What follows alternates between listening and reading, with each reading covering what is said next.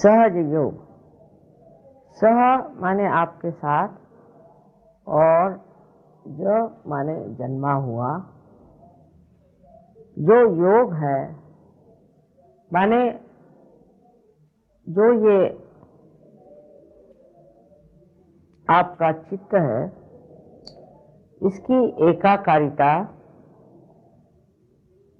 इस चारों तरफ फैली हुई परमात्मा की प्रेम शक्ति से घटित होना ही योग है।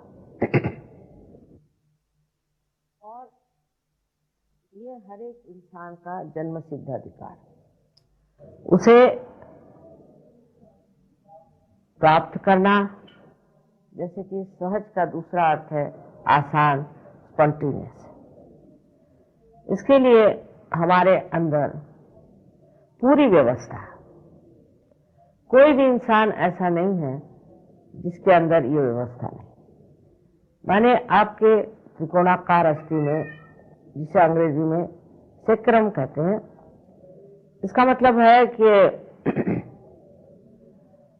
ग्रीक लोग जानते थे कि ये जो हड्डी है त्रिकोणाकार, ये सेक्रेड है, माने पवित्र है, इसलिए उसका नाम सेक्रम बहुत अनादिकाल से बोलते हैं। अब ये जो हड्डी है, इसमें इस त्रिकोणाकार अस्थि में 3.5 कुंडल डाल के जो शक्ति बसी है, उसे संस्कृत में कुंडलिनी कहते हैं। हमारे अंदर परमात्मा ने 3 और शक्तियां दी हैं।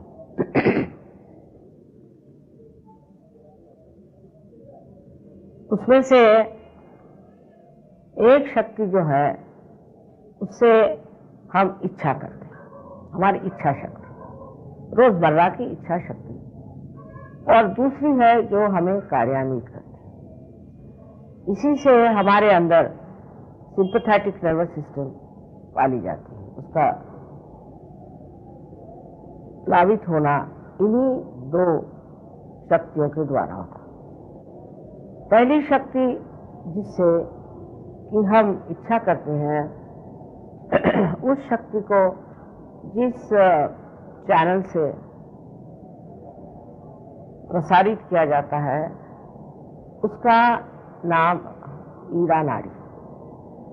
और दूसरी शक्ति जो कार्यान्वित होती है, जो इच्छा है उसके लिए जो कार्य करते हैं, अपने अस्तित्व से और अपने शरीर से, वो वाली शक्ति, उसे हम कह सकते हैं कि राइट सिंपैथेटिक नर्वस सिस्टम जो है वो चलती, पर उसका नाम पिंगला नाड़ी। इस प्रकार हमारे अंदर 2 चैनल ईड़ा और पिंगला नाड़ी हैं। और इसके अलावा हमारे अंदर एक तीसरी नाड़ी, जिसे सुषुम्ना कहते हैं, जो बीचों बीच होती है, जो मध्य मार्ग है। ये दोनों शक्तियां लेफ्ट और राइट से आकर इस तरह से मिल जाती हैं और बीच में चक्र बन जाता है, जैसे ये बना हुआ है चक्र। बीच वाले चक्रों के अंदर हमारी शारीरिक, मानसिक, बौद्धिक, सांस्कृतिक, यहाँ तक कि हमारी आध्यात्मिक सारी ही उन्नति बसी हुई। जब ये चक्र किसी तरह से खराब हो जाते हैं या इनकी शक्ति कम हो जाती है, नष्ट हो जाती है, तब हमें अनेक तरह के विकार हो जाते हैं, शारीरिक, मानसिक, बौद्धिक और आध्यात्मिक। तो ये जो हमारे अंदर एक बड़ी सूक्ष्म तंत्र की तरह बना हुआ, लेकिन तांत्रिक और हम लोगों में ये फर्क है कि तांत्रिक इस तंत्र के बारे में कुछ नहीं जानते और झूठ मूठ में वो लोग अपने को कहते हैं कि हम तांत्रिक हैं और हम ये कार्य करते हैं, वो कार्य करते हैं। पर अधिकतर तांत्रिक जो है वो भूत विद्या को इस्तेमाल करते हैं और उस भूत विद्या से वो लोगों को मेस्मराइज करते हैं। मोहिनी विद्या जिसे हम कहते हैं, इनके लिए प्रेत विद्या, श्मशान विद्या आदि अनेक नाम। अब हमारे अंदर जो ये शक्तियां हैं 3, उसके अलावा हमारे अंदर एक चौथी शक्ति। जब तक हम मनुष्य नहीं हुए तब तक इस चौथी शक्ति का प्रादुर्भाव नहीं, तब तक हमारी ये 3 ही शक्तियां कार्यान्वित रही और जो जो हमारी उन्नति होती रही, प्रगति होती रही, हमारे कहना चाहिए एवोल्यूशन में, वो पूरी तरह से इन 3 शक्तियों के द्वारा चलती रही। जैसे कि पहली शक्ति है इच्छा शक्ति, दूसरी शक्ति है कार्य शक्ति और तीसरी शक्ति जो है जिसे हम कह सकते हैं कि दोनों का समन्वय या संतुलन, या जिसे हम कहेंगे कि मध्य मार्ग। धीरे धीरे मनुष्य आज इस स्थिति में पहुंच गया कि वो इस कलयुग में बहुत परेशान। कभी तो वो बहुत ज्यादा गलत रास्ते में जाता है, गलत काम करता है, अपने को एक तरह से पूरी तरह से नष्ट करते जाता है। दूसरी तरफ वो ऐसा चलता है कि वो बहुत दुष्ट हो जाता है, अहंकार से भर जाता है और लोगों के साथ बहुत जाता है। इसका उदाहरण एक समझ लीजिए, हिटलर। दोनों ही तरफ जाने से हम लोगों को ऐसा लगता है कि हम बड़ी प्रगति कर रहे हैं, इसमें क्या गलती है और ये तो ठीक ही हमारी ये अपनी स्वतंत्रता है। पर स्व का तंत्र जानना एक दूसरी चीज। हम यहाँ पर स्व के तंत्र की बात कर रहे हैं। पहले तो ये समझ लेना चाहिए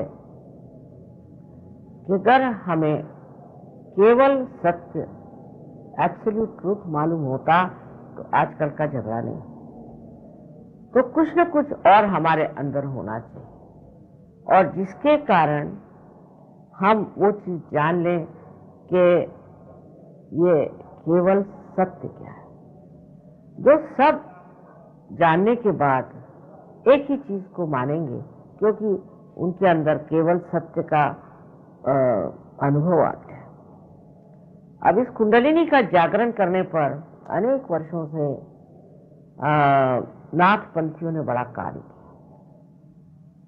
नाथपंथियों के ये कार्य में एक प्रणाली थी, एक परंपरा थी कि एक गुरु एक ही शिष्य को जागृति देता था और एक ही शिष्य पे मेहनत करता था। और कभी कभी ये शिष्य भी गलत रास्ते पे चले जाते थे और जो वो कहते थे वो नहीं मानते थे।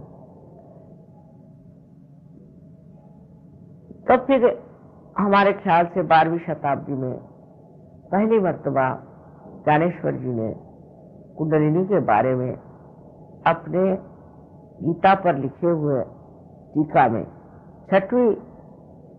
6वें अध्याय में पूरी तरह से, जैसे कहना उस जमाने के लिहाज से पूरी तरह से कहा हुआ।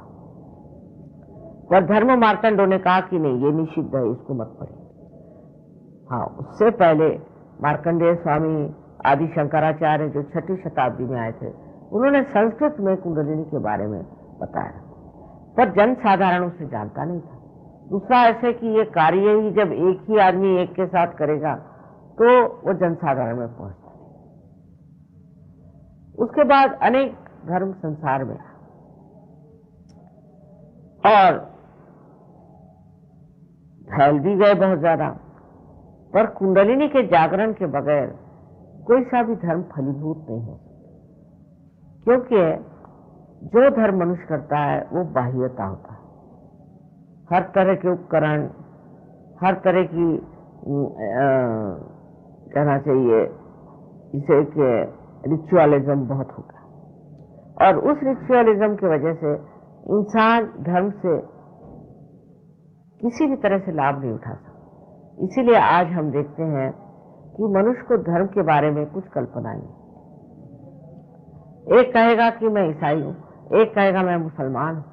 अब ईसाई और मुसलमान धर्म तो बड़ा ही कठिन, क्योंकि ईसाई धर्म में ये लिखा है ईसा मसीह ने कि अगर आपकी एक आंख गलत काम करती है तो उसे आप निकाल दीजिए, और आपका अगर एक हाथ कोई गलत काम कर रहा हो तो उसे आप तोड़ दीजिए, काट दीजिए।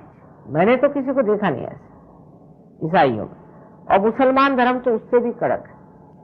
उन्होंने तो औरतों पर भी बहुत सारे ऐसे लगाए हैं लगाम कि जो सर्वसाधारण मनुष्य नहीं। ये तो जैसे कोई बड़े पहुंचे हुए देवदूतों के लिए कोई उन्होंने धर्म की जो बंधन बताए थे, वो तो सिर्फ वही लोग कर सकते और कोई कर नहीं सकता। तब फिर उससे क्या हो गया कि मनुष्य में एक ढोंग सा आ गया, धर्म एक ढोंग हो गया। धर्म अंदर जागरूक करने के लिए भी कुंडलिनी का जागरण होना चाहिए। इसका मतलब है कि मनुष्य के अंदर जब धर्म जागरूक होता है तो वो धार्मिक हो जाता है, उसे बताना नहीं पड़ता।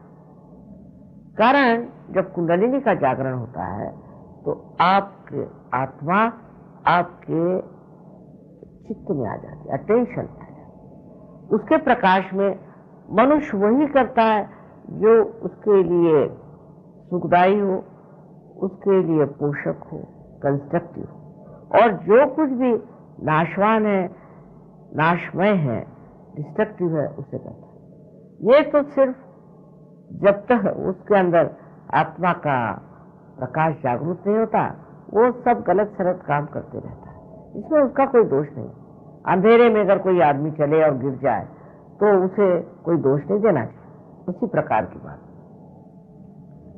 तो आपके अंदर पहले ये सोच लेना चाहिए कि आप कहें हम इस धर्म के हैं, उस धर्म के हैं, और उसको लेकर आप झगड़ा करें या कुछ करें, तो ये गलत बात है।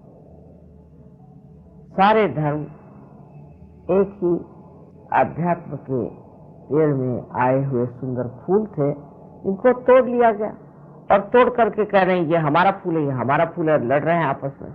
परमात्मा के नाम पर आप लड़ कैसे सकते? क्योंकि परमात्मा तो प्रेम स्वरूप है, करुणामय, करुणा के सागर जो परमात्मा है, उनके नाम को लेकर के लोग लड़ते हो ही नहीं सकते, क्योंकि उन्होंने अभी तक परमात्मा को जाना नहीं, उनकी शक्ति को प्राप्त नहीं किया। सहज योग में मैंने देखा है कि हजारों लोग एक साथ इस गति को प्राप्त कर